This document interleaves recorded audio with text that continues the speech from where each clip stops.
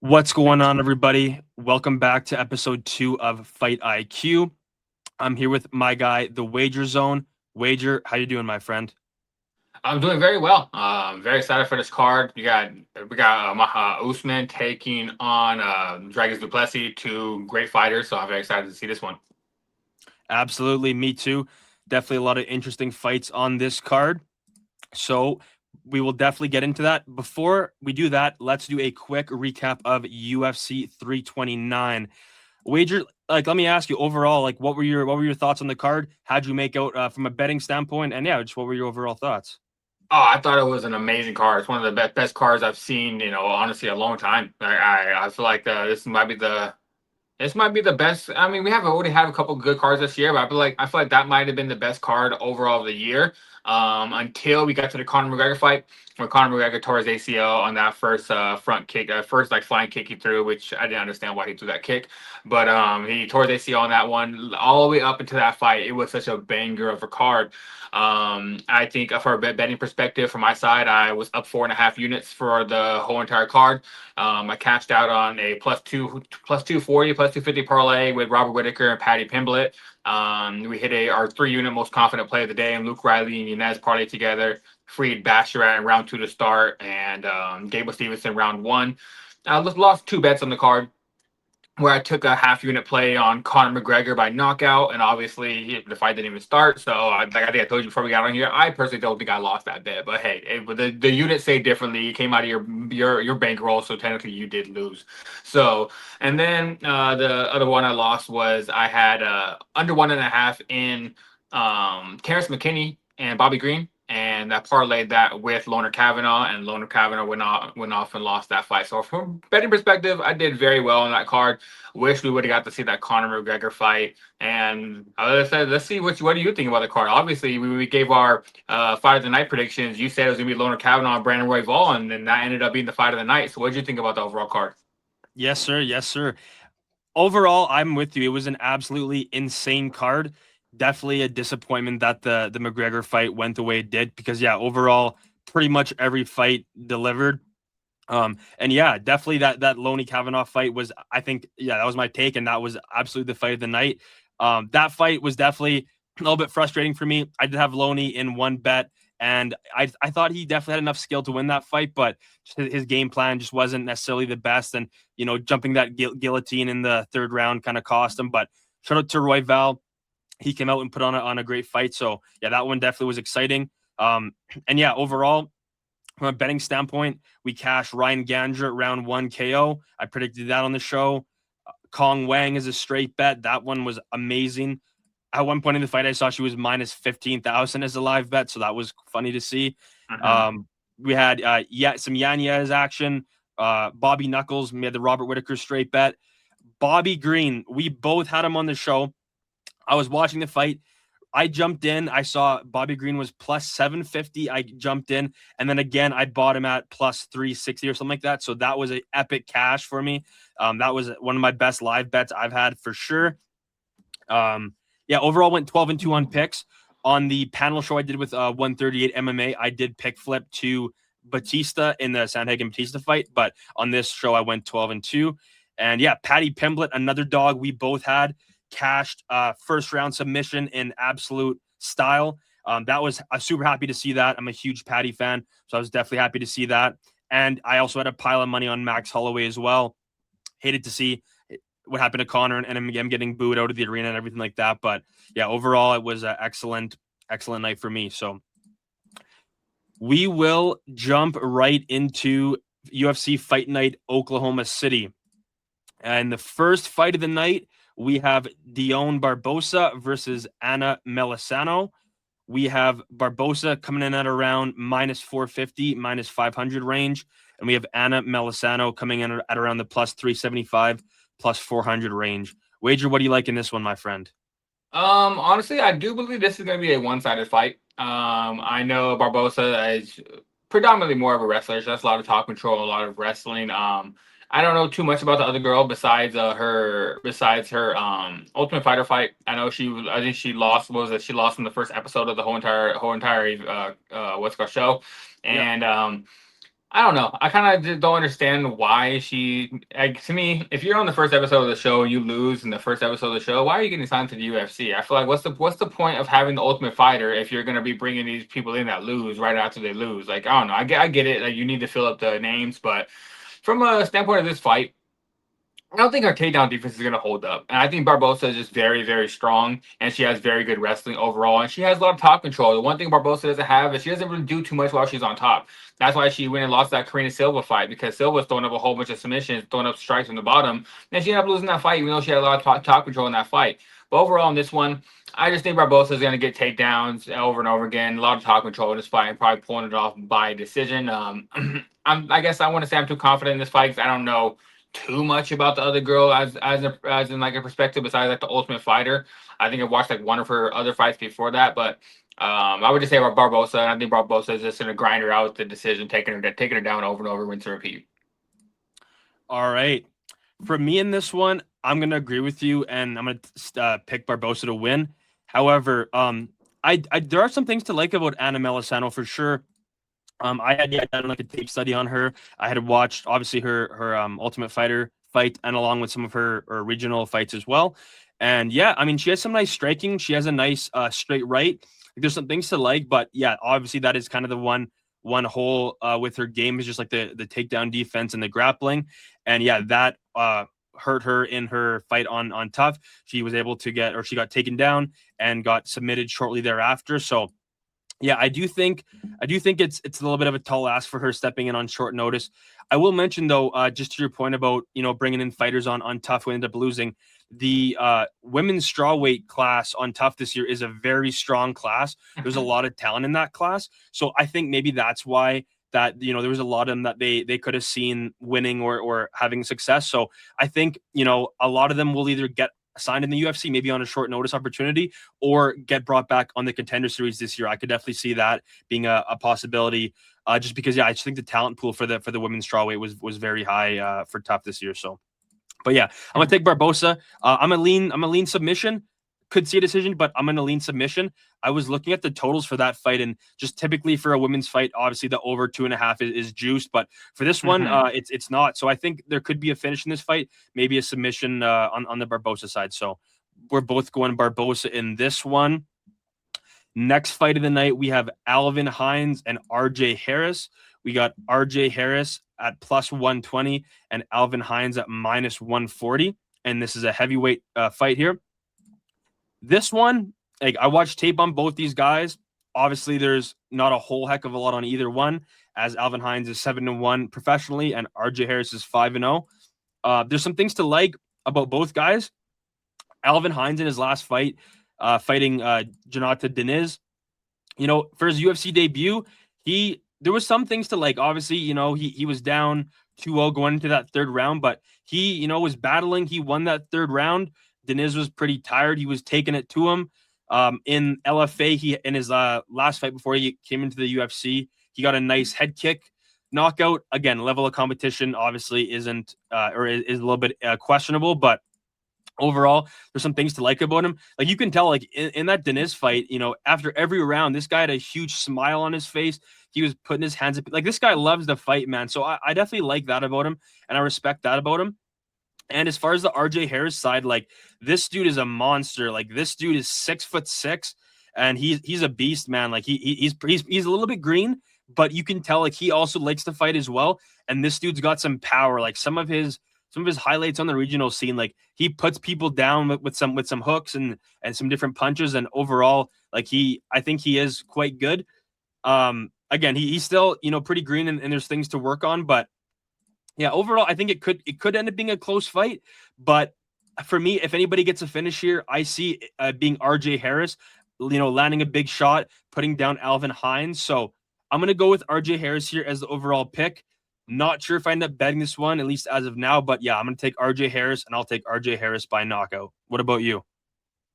No, this fight is a very close fight. I honestly believe this fight can be like an LFA main event. Like if the LFA had a main event for the fights, this could be it, because these are two guys that were making a lot of headway in the LFA, two heavy hitters with a lot of finishes. I've watched both these guys fight a lot. I've bet on both of them a lot in the LFA, so I feel like I have a good read on this fight.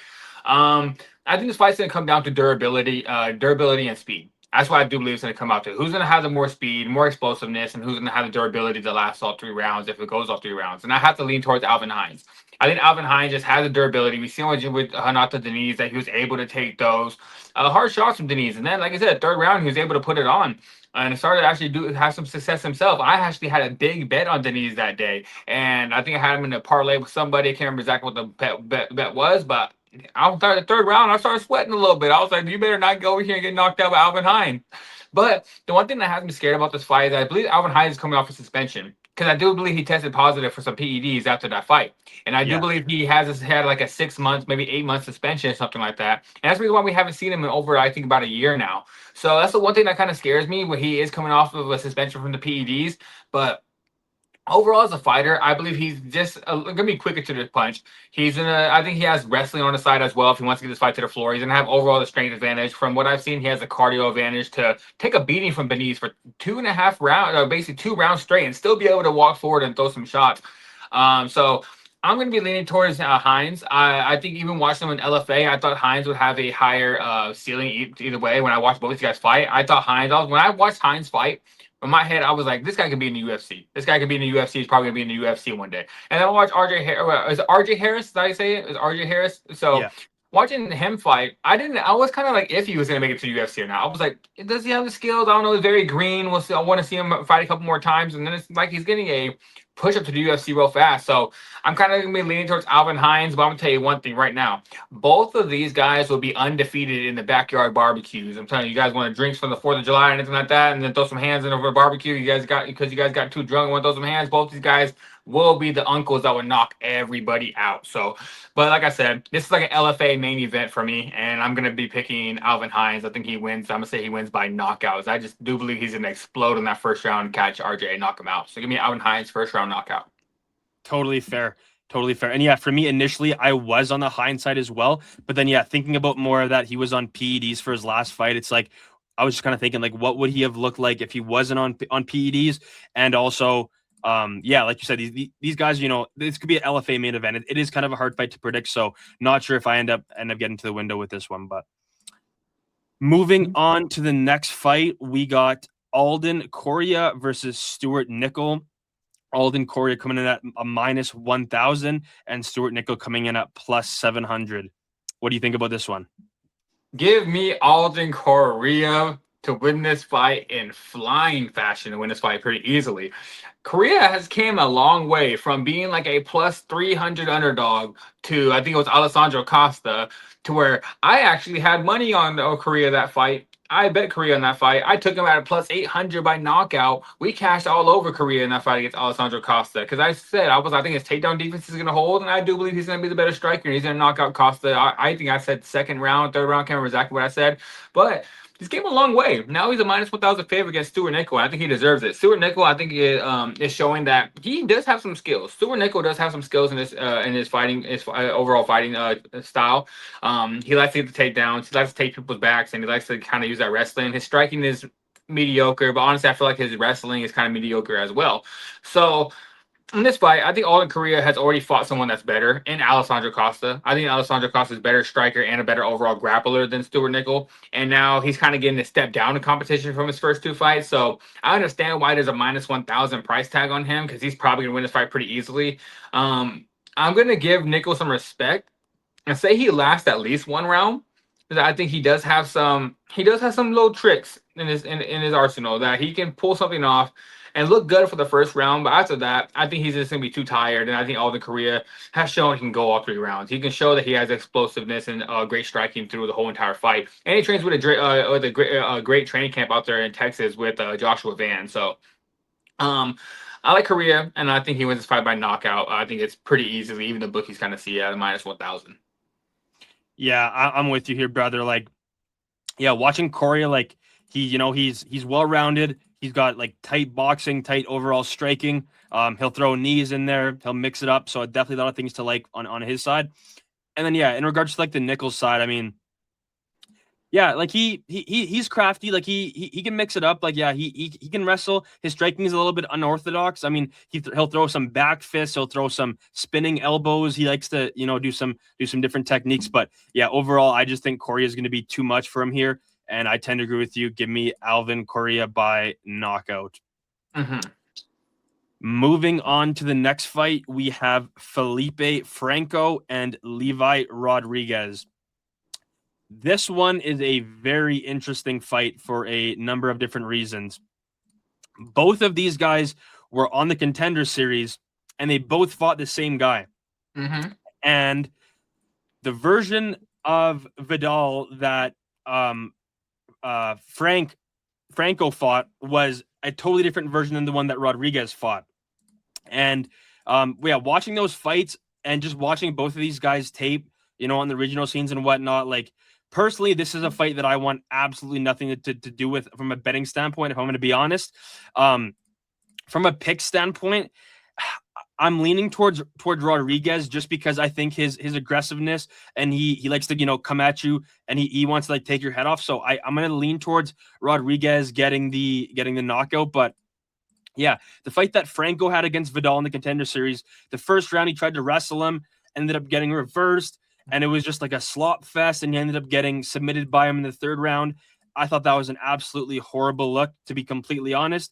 And then Rodrigues, I mean, in his fight on the Contender Series against Vidal, he was, getting pinned up against the cage, kind of stinking it up, as Dana White said to him after the fight. And then he lands a big shot, knocks him out, puts him down. However, he also popped for PEDs, so that fight was ruled a no contest. So again, it's kind of hard to also know what Rodrigues is going to look like when he's not on PEDs. So that's also something to consider as well. And I mean, yeah, Franco, training with Jailton Almeida, I think he's going to look to grapple. He's going to want to take him down. But honestly, watching his like regional tape, I'm not sold on this guy. Like, I don't think he's all of that, to be completely honest. Like, I'm not saying Rodrigues is either, but and I mean, I will also mention that in Franco's last fight, stepping in against Mario Pinto, I thought he looked okay. And that was against heavyweight. Like, yeah, he was kind of getting bullied, put up against the cage as well. But like, I didn't think he looked awful. Like, I thought he looked okay. And considering he was fighting a weight class up as well, definitely got to like tip your cap to that. But yeah, this is a fight that I think should also be a Contender Series fight or something along those lines. So I'll pick Rodrigues, but probably not touching this one from a betting standpoint. What about you, brother?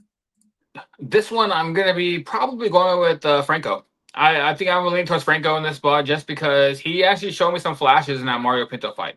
In that fight, I was very high in Pinto, same exact thing as the last one I was saying about Alden Coria. I had this guy in like all like parlays and everything Pinto, and Franco made it a very tough fight for the beginning of it. But then, like you said, the size is what kind of ended up dealing with it, like pushing it on later. Like he went up to heavyweight to fight Pinto, and he looked very small in that fight, but he had his moments and he looked very well.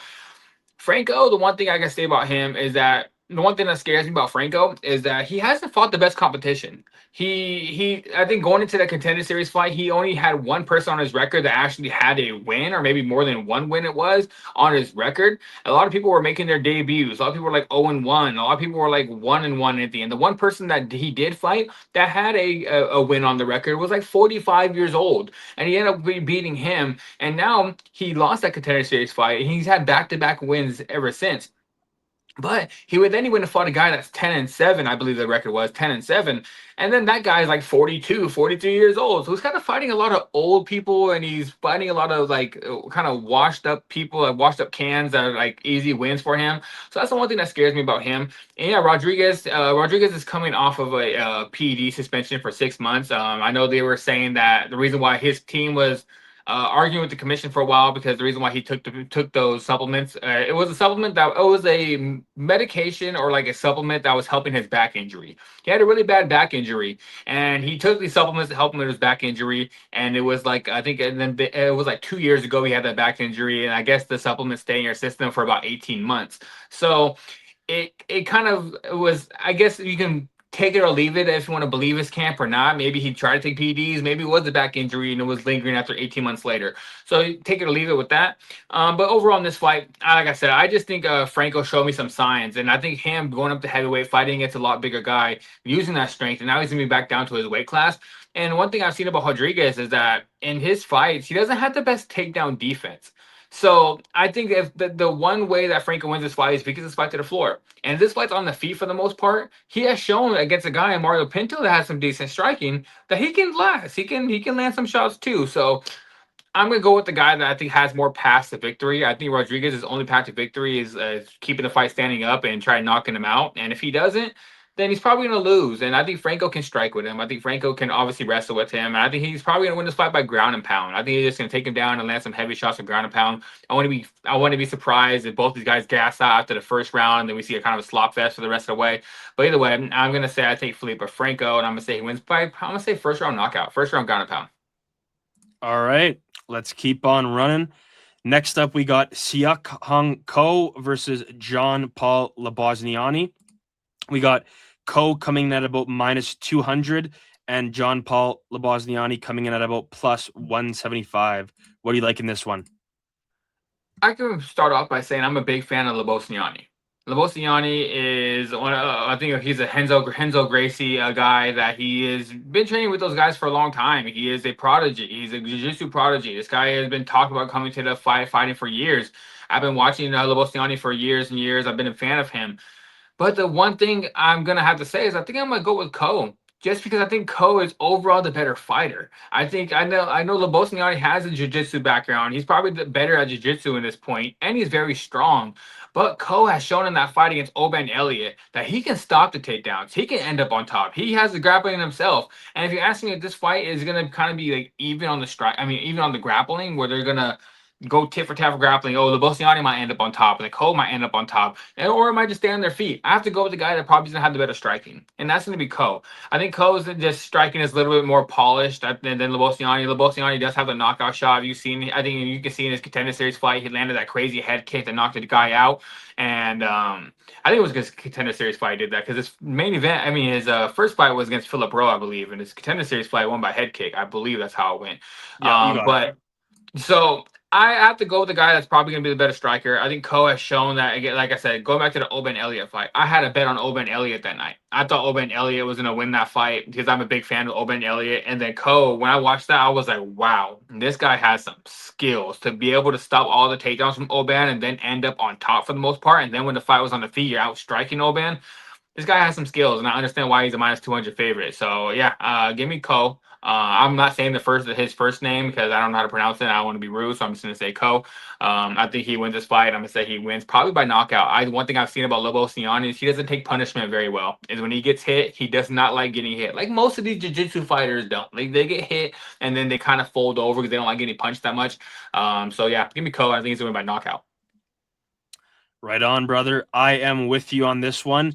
Yeah, I agree with you. I like Labosniani as well. And yeah, he was been doing jiu-jitsu since he was 3 years old. Yeah, I definitely think he's the better pure jiu-jitsu guy or grappler in this matchup. I favor him in the grappling. But as far as like the wrestling and the striking, I got to give that to Ko. And like you mentioned as well, like in that Oban Elliott fight, he was a massive underdog, came out and looked like a stud, was taking him down. Ko has a judo base as well, mixing in those throws and tosses and everything like that. So he impressed me in that fight. So yeah, I think he's going to be the one moving forward here, kind of dictating the pace with his striking and his wrestling. And yeah, I think this is kind of a tough matchup for Labosniani. So give me Ko here, probably by decision, possibly by knockout. Now, those are probably the two most likely method of victories I see in this one. So, yeah, we're both on Ko in this one. And one thing is that a lot of reason why is that these guys that do judo that do very well against people with jiu-jitsu is because at the end of the day, if you go back to where jiu-jitsu actually originated, it was when the Japanese ended up bringing judo to the Brazil, and then that's kind of where jiu-jitsu kind of molded originally from. So that's why a lot of these judo fighters have a great fighting game plan, and they can go against jiu-jitsu guys because at the end of the day, jiu-jitsu has a little bit of judo in it. So and that's their takedowns and everything are kind of judo styled. So yeah, like I said, I just want to say that because that's the reason why a lot of judo fighters do very well against guys that know jiu-jitsu. Absolutely, absolutely. All right, moving on to our next fight, we have Jose Delgado versus Austin Bashi. depending on where you look, you can get different odds, but for the most part, it's a pick 'em -110 apiece. In this one, this is a fight where I think this is one of the most challenging ones to predict on the card. And I like both of these guys. I've backed both of these guys. And there's a lot to like about both of these guys. Yeah, watching both these guys tape, like obviously you'll notice Delgado, long, kind of rangy striker, likes to put together nice combinations. He's got the knees, the kicks, the elbows. Like he's got a lot to like. And then you got Austin Bashi, awesome grappler, like awesome, takedowns, jump on your back, backpack, rear naked choke, that type of stuff. Like he's a stud in his own right too. So I think, pick him here obviously represents your striker versus grappler. And initially before I tape this fight or tape the fighters, I was leaning towards Delgado. I was like, yeah, he's going to have more pathways to win here. I see him getting a knockout, but after tape and the more I think about it, again, I'm not sure if I bet this one, but at least for a pick, I'm going to come out and pick Austin Bashi. On certain sites, you can get him as the underdog as well. And my reasoning for that is in Delgado's last fight against Andre Fili, I was on him there and he won. Some people thought Fili won, but I thought Delgado definitely won, but it was close. I think he was like -4 or something, but he really only looked, maybe -125, -150, somewhere in that range. Like that fight was pretty close. And Delgado got taken down by Fili a couple times, and he managed to get up some of those times.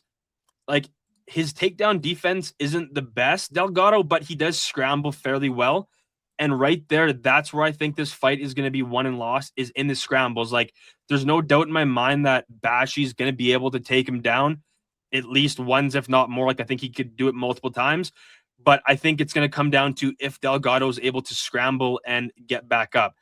And like I said, if Delgado truly should have been a -400 against Fili, he would have came out there and finished him. That's what a -400 does. So he definitely did not cover his price tag. So I just have some questions about Delgado. And like I said, I'm a big fan. I've bet him a number of times, but in this one, I think Austin Bashi is going to come out, put a pace on him, take him down, and either win a decision or get a submission. So give me Austin Bashi in this one. What about you?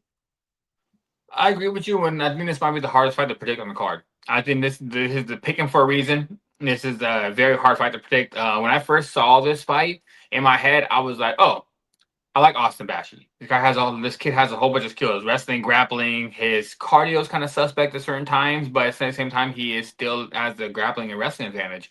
And where I've also seen is that Delgado, he tends to get taken down. I think Fili took him down 4 times, if I'm not mistaken. I think Fili got 4 takedowns in that fight. And I also like Delgado. I'm a big fan of both these guys, so it's a hard fight for me personally as a fan. It's also just a hard fight from a betting perspective. I'd probably stay away from this one. I probably won't bet it at all. But I'm gonna have to make a pick. I'm gonna go Delgado. I'm going Delgado mainly because from what I know is that in all Delgado's fights, no one has accumulated more than 60 seconds or like 70. I think it's a minute and 5 seconds at most, but I think no one has had more of 60 seconds of control time. Nobody is able to control him for more than a minute. And when they take him down, he pops right back up and he scrambles very well. He's always getting back up. And I think that's where the fight's going to be won by Delgado.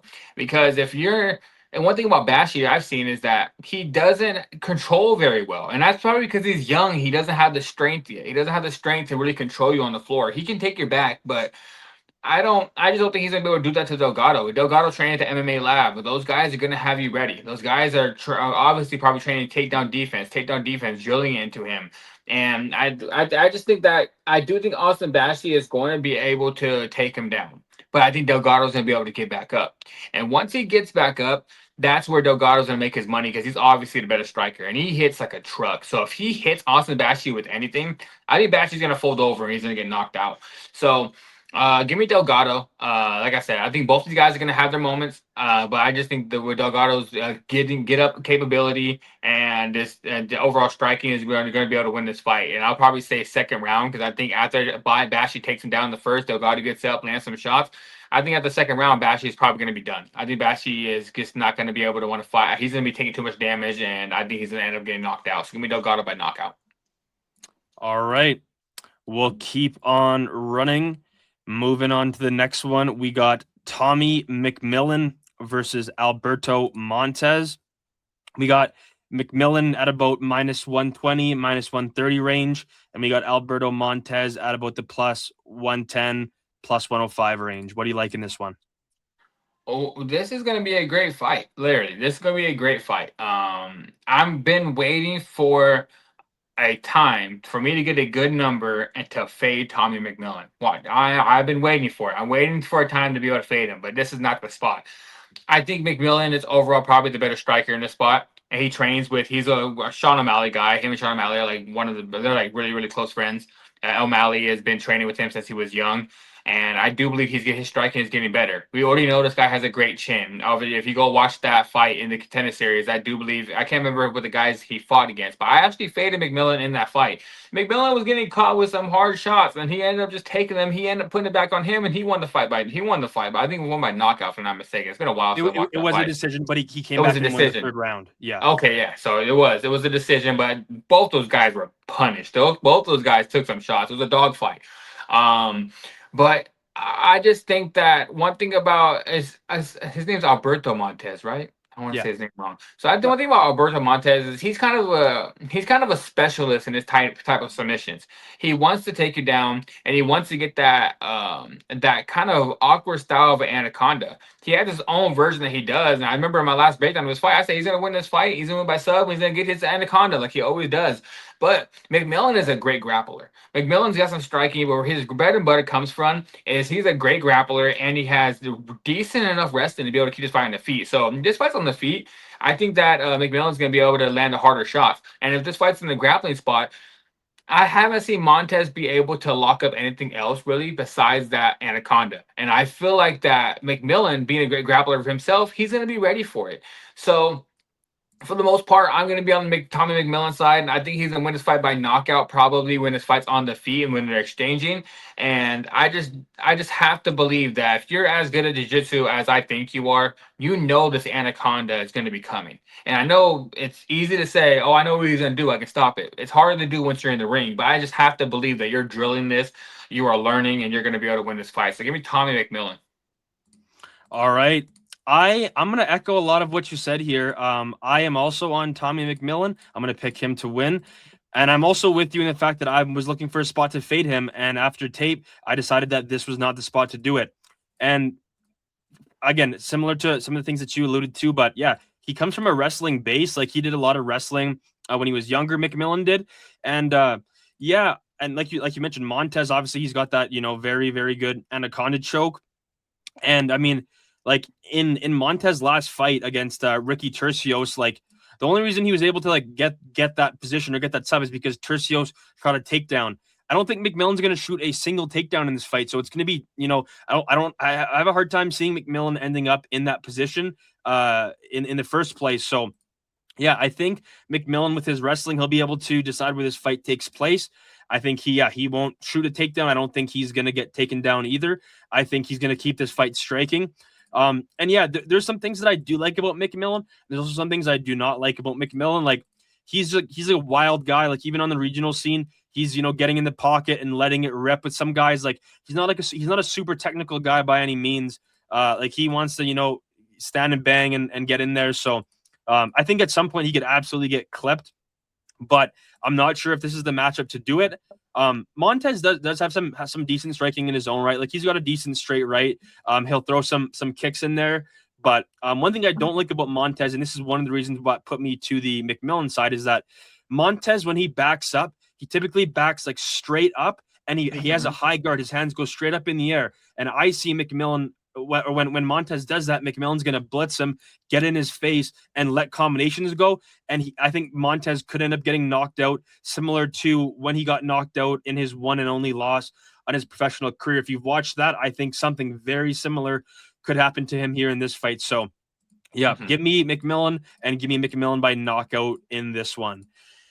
Moving on to our next fight, we have Tabatha Ricci and Fatima Kline. In this one, for me, it's Kline all day. I think Kline is very, very good. I like her striking. I like her grappling. I like her wrestling. I think she's very well rounded. She trains with Erin Blanchfield as well, who's a very good grappler in the flyweight division. So obviously, she's a little bit bigger than Kline, which would be very good, like, practice and training and that kind of thing. And yeah, like Ricci, like, I mean, she's all right. Like, she's got some good, judo and jujitsu as well. She's got some okay striking, but I just you watch a couple of Ricci's fights, and against like Yan Xiaonan, like, she's just, on the outside, can't really get inside, kind of getting picked apart at range. And I just think Kline here is very, very skilled, is a well-rounded fighter. She's got good kicks, like takedowns, submissions. And yeah, again, training with Erin Blanchfield, I don't think Tabatha Ricci's grappling is going to be, a whole heck of a lot for her to worry about in that sense, considering with who she trains with. So I like Fatima Kline here. Likely a decision. I don't think a knockout's impossible here, but yeah, likely I think Fatima Kline wins the unanimous decision here. So give me Kline by decision. What about you? I have to agree. I think this is a great spot for Fatima Kline. I've liked this girl for a long time. It seems like she's almost a full package. Like, her striking's getting better. She has a great wrestling. Her grappling is there. Seems like her 3-round cardio is there as well. She has been hit with a hard shot before, and she was able to take it very well. So it seems like Fatima Kline might be one of these newer generations of MMA coming up that she might be the real deal. We have to keep an eye on her. She's doing everything right. Training with Erin Blanchfield. Over there, training with one thing about her is she trained with a lot of great fighters. So I like when the young fighters are training with great fighters all around. And Tabatha Ricci, I think the only way she wins this fight is probably by knockout. And I don't think that she's going to be able to knock her out.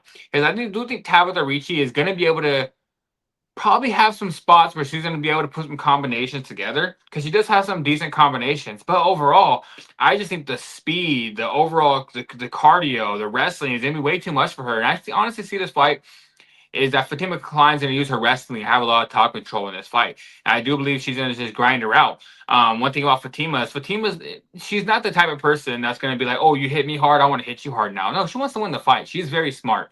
So she doesn't care if you try to bang with her. She's going to go to where her game plan is. And I think her game plan is to take her down and just grind her out. I'm a big Baby Shark fan. Every single time she comes out, I'm sitting here like this.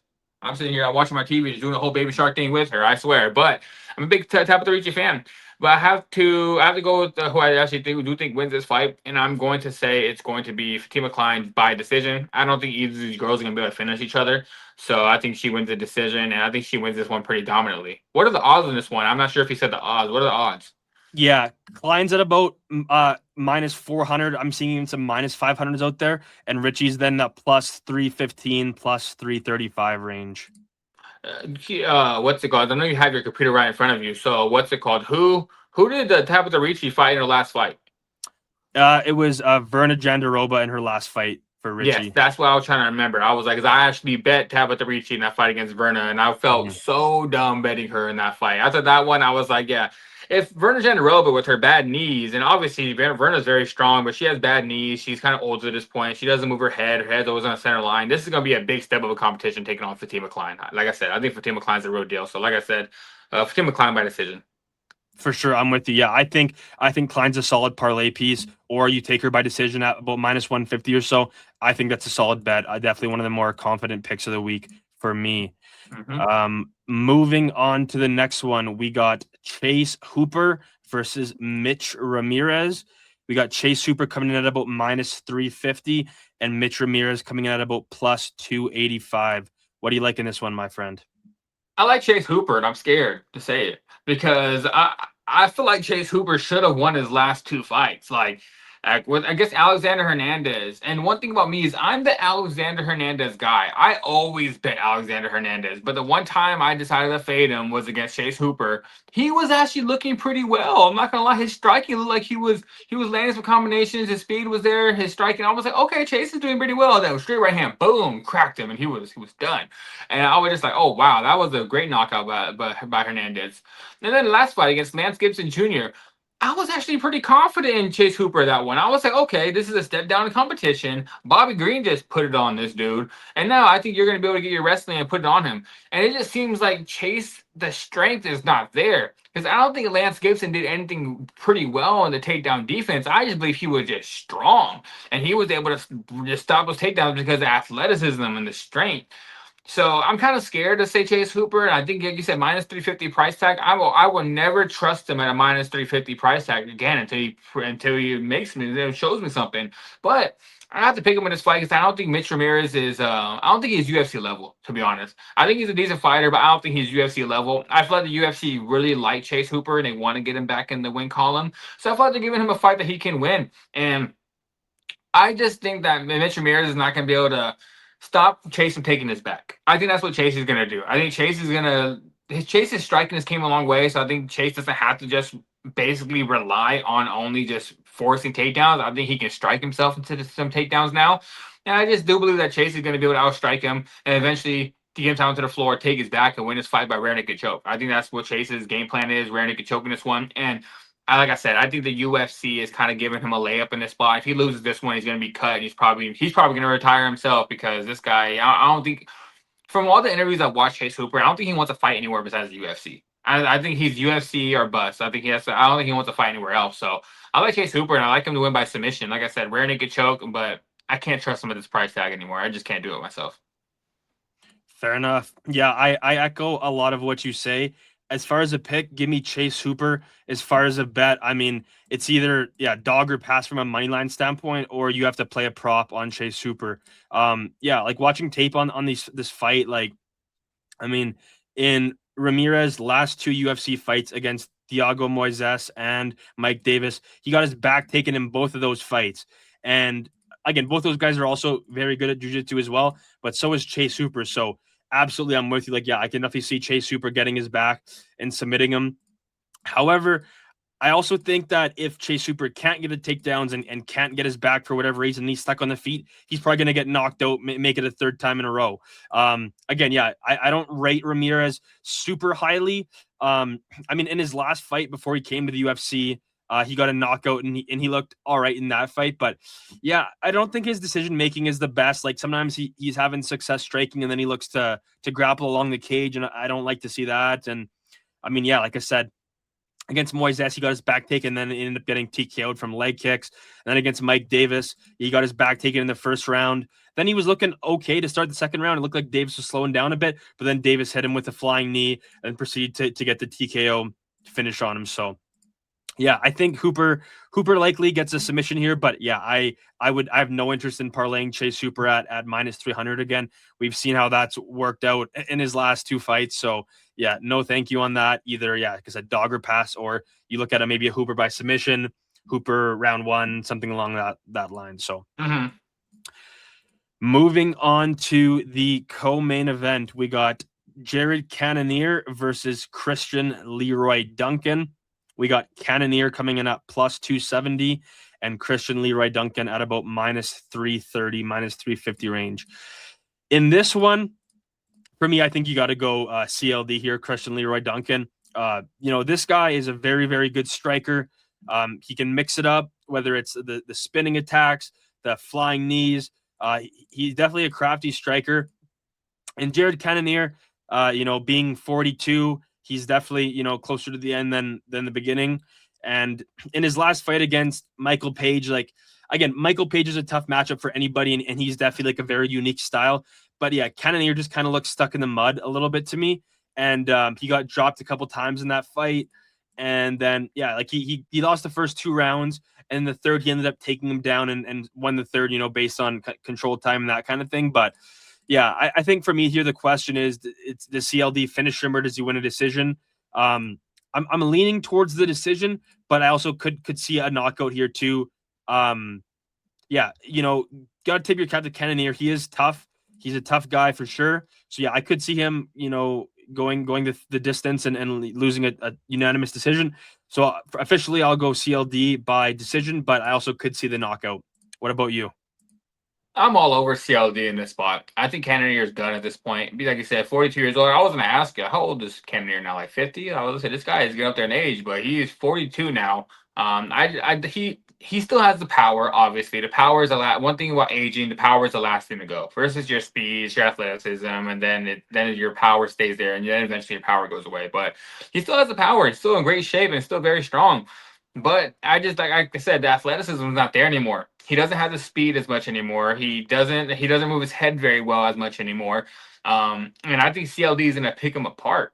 And I think one thing about CLD is not gonna really try to sit there and bang with you. He's not. He's gonna play his game. He's gonna kick your leg. He's gonna kick your legs, moving around the outside. And I think that's gonna be a great game plan. I think he's gonna beat up the legs of Cannonier. And once Cannonier is not able to walk around as much anymore, that's when he's gonna start picking up on him and start landing combinations.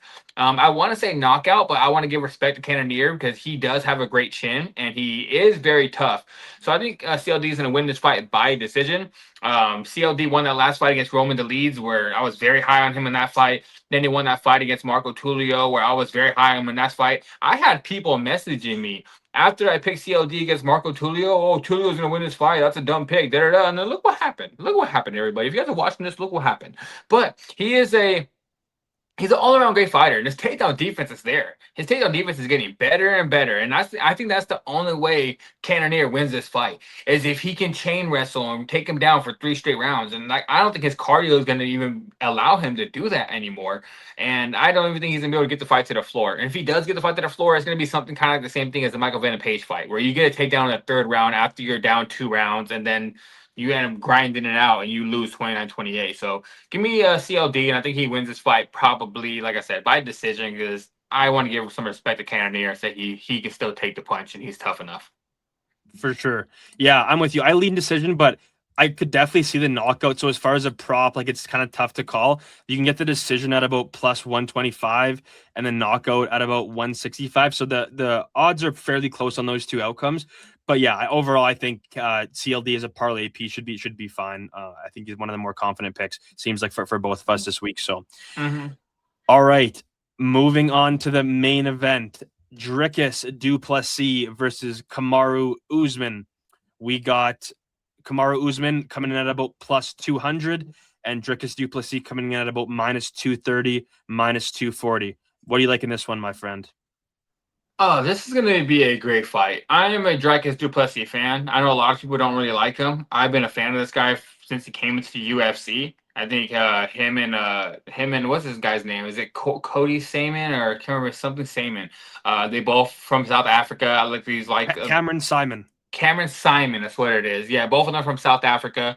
I was a big fan of both these guys. If you watch his Dricus du Plessis, his training is pretty intense. His coach out there holding a taser, and if you do something wrong, a taser will bottom your feet. It's kind of pretty intense on how he's training, and it's kind of a crazy training style. But the style of his fighting is kind of very awkward, like very, very awkward, and it works. It works for him. He hits you with some shots that you don't see coming, and his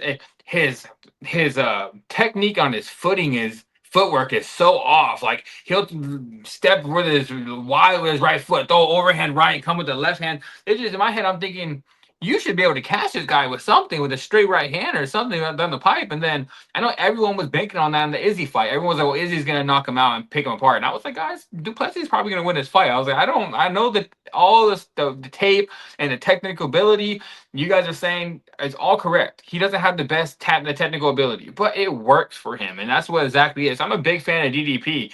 So with that being said, I give you Kamaru Usman. I know everyone's like, you just gassed up DDP and now you're picking Usman, but I have to pick Usman in this spot because I just think DDP's takedown defense hasn't gotten better. That's the one thing he kind of struggles with, is that takedown defense. He has decent wrestling. He is very strong, but Kamaru Usman is a great wrestler, great wrestler, and a great game plan. He always has a great game plan, I should say, and he's a veteran. So I think on this fight, on the feet for the most part, I think their striking is even. I think Usman training. I don't know if he still trains with them, but I know he was training with them for a while. In what's his name? I can't think of his name right now. The same guy, same trainer of what's his name, of Justin Gaethje. What's his name? Can't think of his name. Trevor Whitman. Trevor Whitman. I think that's if that's still his coach, I think it is still his coach. But ever since he started training with Trevor Whitman, his jab has got amazing. Before he used to have a jab that good, and then Trevor Whitman kind of brought him in, taught him the jab, and now Kamaru Usman has one of the best jabs in the game, and he follows up that straight right hand behind the jab afterwards. So I believe that jab is going to make big money in this fight. He's going to be able to land some shots on DDP with the jab. Then eventually he's going to get to that takedown. And like I said, I think the striking is very even in this spot. I think the power is even in this spot. I think the cardio is even in this spot. But the one thing that is not even is the wrestling. So I have to say that Kamaru Usman is going to be able to get the wrestling, use the wrestling, take him down, and win this fight. I'm going to say by decision. I think this fight can be close. I think it probably can be a 3-2 Usman winning this fight in the rounds, but I still believe he wins this fight. So give me Usman by decision. All right, fair enough, fair enough. For me in this one, yeah, similar to you, like I've pretty much backed DDP in almost every single one of his fights. I didn't bet him in his last fight against Chimaev, but yeah, cash against Strickland, cash against Izzy. And yeah, like you mentioned, like he's definitely got a interesting style, and a lot of people don't like him. He is very good on the mic. He is very good at selling the fight, so that's one thing you got to respect about him. But yeah, definitely an interesting style, and like you mentioned, like I do think he is a pretty smart guy. He's pretty well rounded. He's got a lot of different skills and tools that he can pull out. But in this one, I just think, yeah, I kind of think like Kamaru Usman comes out here, and I could see him putting on another wrestling clinic. Like honestly, I'll admit I'm not the biggest fan of Usman, but I will say, he's a smart guy. I don't think he comes out and takes this fight unless he thinks he has a good chance to win. I think he sees the Chimaev DDP fight, and he thinks he could replicate and do something similar to that. And I do think DDP is a decent or good wrestler in his own right. However, he's more so an offensive wrestler. That's what I like about him. His takedown defense, that could be an issue. And yeah, again, we all know how great of a wrestler Khamzat is, but he was just getting those takedowns with ease, and there was basically little to no resistance in that fight from DDP. So yeah, especially at these odds, like I think it's definitely dog or pass. And also another thing too, I think this was a topic that has been talked about for a while, and especially before the Buckley Usman fight, that Usman knees are toast or cooked or whatever you want to call it. Honestly, I'm not going to lie, I have a bit of a hot take on this. I don't think it's actually as bad as some people say or think. I think that it's blown out of proportion a little bit, and I think that Usman sort of as it sort of happened, he sort of just let that go on and let that narrative go on. Because again, if people think his knees are cooked, they're gonna not respect him as much, or they'll agree to fight him, sort of thing. But I don't think his knees are actually like as bad as people say. Again, am I saying his knees are perfect and there's nothing wrong with them? No, that's not what I'm saying. But I'm just saying that I don't think his knee problems are as bad as some people make it out to be. So yeah, as far as a money line standpoint, it's dog or pass here. Yeah, I'd take Usman to win a decision here. So yeah, give me Kamaru Usman at that plus 200 price. And also, if you go watch that Usman fight against Khamzat Chimaev, it was on short notice, and Usman looked amazing in that fight. You could argue he could have won that fight. If he would have had a full training camp going against Khamzat Chimaev, he arguably could have won that fight because he did great. And I honestly think him being at 185 is helping him at this age because he doesn't have to make that giant weight cut down to 170 now. Now he's going to be able to have all of his strength to go into 185, and he's going to be able to pull this one off. What did Kamaru Usman say before when he first made his debut? He said, that's only 20%. That was 20%. Like, I'm telling you, something like that, he said. And I like, hey, you never know. Maybe this is his weight class he should have been at all along because he does have the body. He has the capability. He has the strength for this weight class. So that, like I said, against that fight against Khamzat, I know MMA math doesn't really work this way, but Khamzat dominated DDP. Just dominated. Like, honestly, you could have put. I feel like I was watching Passion of the Christ with how much he got crucified in that fight. I'm not gonna lie, but at the same as that time, like it was like, man, it was bad. You're talking to a guy that had a pick, not money. I didn't bet on Dricus du Plessis, but I picked du Plessis in that fight. And I was sitting there like, this might be the dumbest pick I've ever made in my life. And then the Usman fight, I picked Khamzat to win that fight, and I'm sitting there sweating like, damn, Usman's looking very well. So I'm like I said, MMA math doesn't really work that way. Like this guy did good against him, so boxing kind of works that way, but not MMA. But still. I have to go with Usman. He's at this weight class. He's looking like he has a resurgence of his career, and I believe you what you say. Those knees, they didn't look gone against Buckley. They did not look gone against Buckley. He looked like he was explosive. He was moving very well. That jab was still working for him. So yeah, I agree with you with everything you said. And give me Usman. Sounds good. Sounds good. All right. Well, that was the main event. So we will move on to our next segment of the show, our fighters to watch and our fight of the night. So, Wager, let me ask you, who is your fighter to watch on UFC Fight Night, Oklahoma City? Dang, fighter to watch on this card. Let me think. When I think fighter to watch, I think of someone that I believe is gonna do something in the division. Like I feel like I don't want to pick like a veteran as a fighter to watch because we all have watched them before. So I kind of think when I think of fighter to watch, I think of like someone young that we keep our eye on. Like last week, I told you guys Gable Stevenson was a fighter to watch. Yeah, I get it. Minus 2,000 favorite. Obviously, he's a fighter to watch, but he was young. No one seen him fight before, so that's why I gave you guys Gable last week. This one is gonna be Fatima Kline.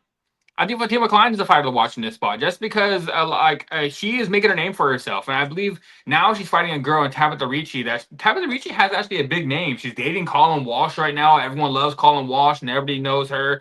She's getting more publicity out there now. So I think after Fatima Kline wins this fight, and like I said, I think she wins this fight dominantly. So after she wins this fight, I feel like a lot of people are gonna know her name. So my fighter to watch in this one is gonna be Fatima Kline. All right. I like it. I like it.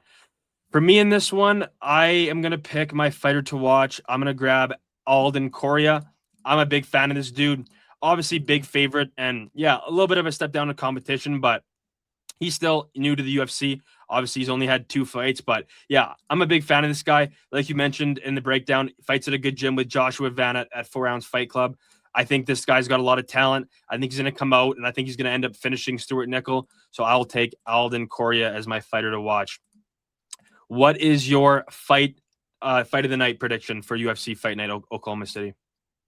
Fight of the night. I didn't really think about this. Usually I come on here and I already have my answer for this one. I didn't really think about this. So you go first real quick, and then I'll give you my answers. I got to think about this one real quick.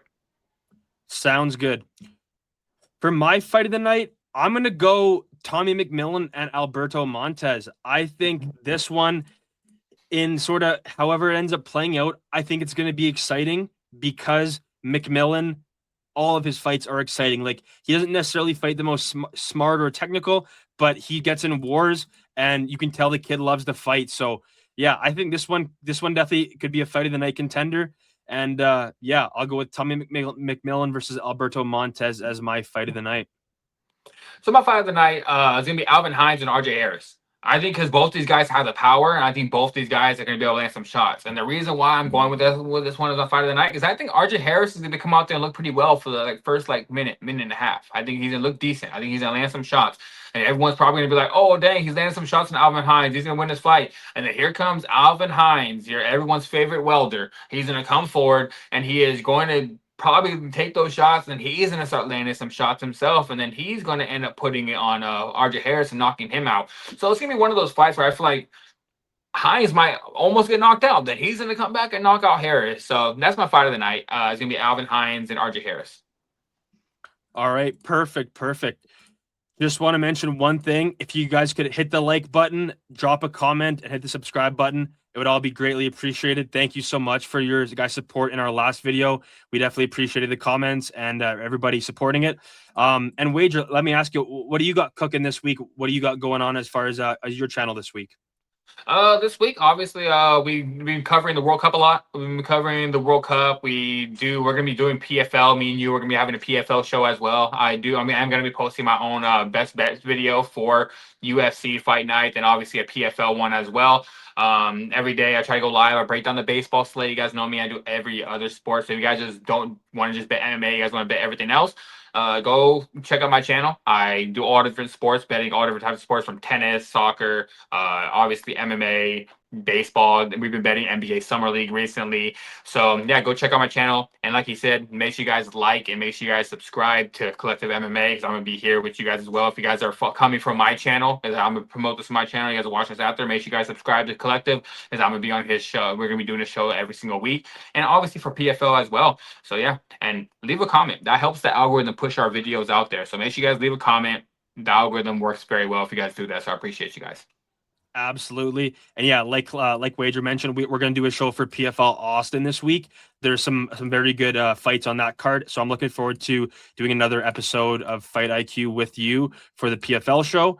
And yeah, on the Collective MMA channel, we'll be doing a best bets video for UFC Fight Night Oklahoma City, and we'll also do a best bets video for PFL Austin. So yeah, definitely subscribe to the channel, turn the notifications on. Yeah, likes are definitely appreciated. Comments appreciated. If you don't know what to say, put a W, put an emoji. I'll take anything.